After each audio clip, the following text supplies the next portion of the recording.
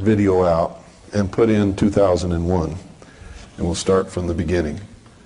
I'm going to show you how they communicate all the time, and it goes right over our heads. We don't understand it. We don't know it. We miss it. How many of you saw the movie 2001? How many of you understood what you saw? You understood it? What? Give me the message. Pardon? Basically, where they talked about the sun, where it started to rise. Yeah. And man gets evolved from ape. Okay, good. Rebirth into the baby. You got it. But the rebirth was what? As a new race in the new age. And the message was, if you can't make this quantum leap, you can't be a part of it. That was the symbol of the baby floating in space. The birth of the new root race going into the new age. And if you can't make this quantum leap and understanding that we're showing you in this movie, you can't be a part of it. You will be exterminated, rounded up, put in prison camps, used as slave labor, executed, whatever. We'll try to get some use out of you, but you cannot be in the new age with us. The new dawn, the rebirth of humanity. Have you studied the writings of Blavatsky or any of the New Age religion, which will be the new religion of the one world order? You need to. Everybody says, I'm not going there, it's New Age stuff. That's the work of the devil. I'm not reading that because it's not Christian. If you don't read it, how are you going to understand it? How are you going to know how to fight the enemy if you don't know who the enemy is or what they believe? You've got to.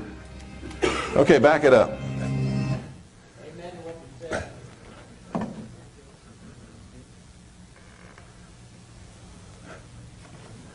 It starts with the MGM lion. The lion is the symbol of what? The king, the ruler.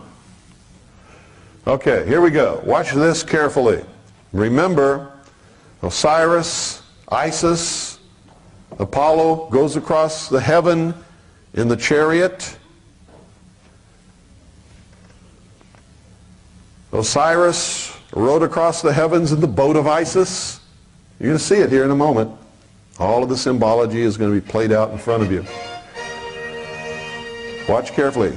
Who is Lucifer? How art thou fallen for heaven, O Lucifer, son of the morning? What is the son of the morning? Horus, being reborn as his father Osiris, right? Actually, Osiris being reborn as his own son, Horus. It's also played out in The Lion King when the little lion looks into the pond and sees his father staring back at him in his own reflection.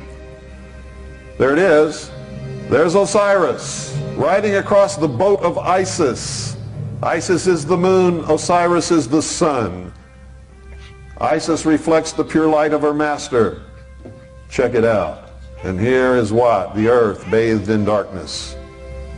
The home of the profane. See, you all just thought that was pretty, didn't you? Oh, that's cute. Gee. These guys are real artists. They made some cute stuff in the beginning. It's really neat. It means something.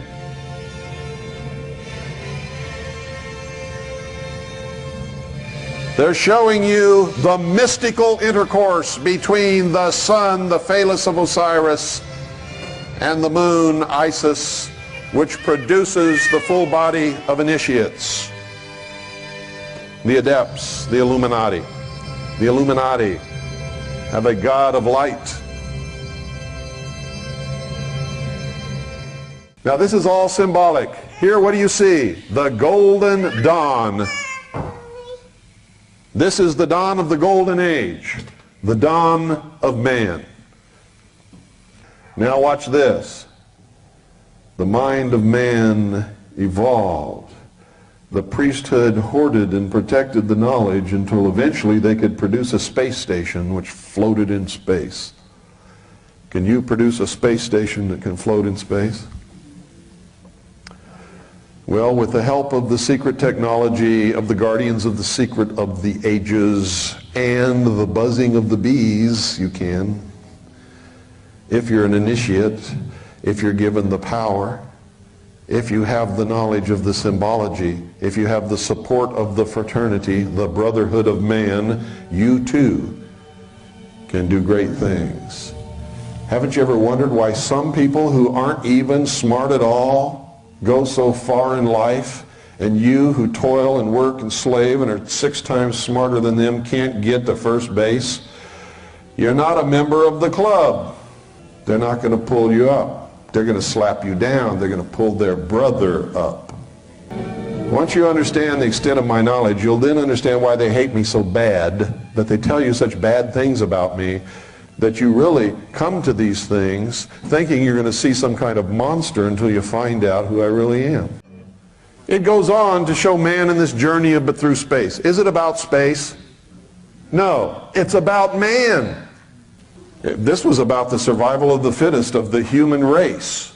Who is worthy of being accepted into the new age? The man who had the greatest knowledge. The man who could survive against all the odds. Who was Hal? Hal was a computer. What did Hal represent? The technology of man that he created through his knowledge. It was telling us, hey, we're reaching a point where we have to stop this insane advancement of technology. Because we've reached the point that the public doesn't even know yet. In secret, we have created things that can destroy us all. H-A-L. Advance them one letter of the alphabet. What is it? IBM. Were they talking about the IBM Corporation? No. But what was the symbol of technology at that time? Computers. IBM. Right? What happened to him when he reached Jupiter? What did he see floating out in space? The stone of foundation. He went out and looked at it. He found a way to look inside of it, and what did he see? He said it. Another universe. Inside this stone of foundation there was another universe. A whole other universe.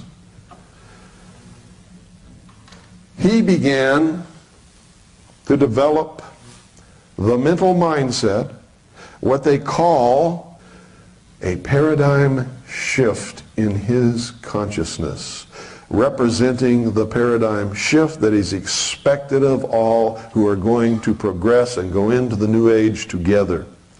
All of this stuff about him laying there and then looking up and seeing himself in the doorway and then looking in the mirror and growing older and all of this kind of stuff, that was his confrontation between himself to make this paradigm shift where he was reborn. See, he represented humanity. He wasn't a person at all. He represented humanity. He was reborn as the first of the new root race, floating as an infant in space. Now, we jump to 2010. Remember that movie? He comes back in spirit and talks to the next dude, doesn't he? Who says, "Is that you, Frank?" "It's me." "What happened to you?" "Something wonderful." This wasn't a message to you. It was a message to the adepts of the world, telling them that the fruition of their great plan is coming into being. And that this is what they're going to have to do. Must be a rebirth of humanity, a new world order. What was 2010 all about? It told you how this new world order is going to come about, didn't it? Didn't it show you that? Instead of being separate nations and having a Cold War, we're going to come together, aren't we? And we're going to make this giant leap together through space, which represents what? Humanity together as one, conquering the odds, preventing them from going into their new world order. But it's all about the creation of their new consciousness, their paradigm shift, the new world order. the destruction of the old, the disintegration into chaos, out of which will come the new order. Ordo ab chao. That is the motto of the 32nd degree of Freemasonry. They have it written on everything. Their buildings, their lodges, their books, their badges, their pins, everything. You think it means nothing? Ordo ab chao. To get the new world that they need, they must destroy the old. The phoenix must be reborn out of the ashes. What do you think Clinton was talking about when he said, we will watch the sun set, and we are preparing our children for the new dawn?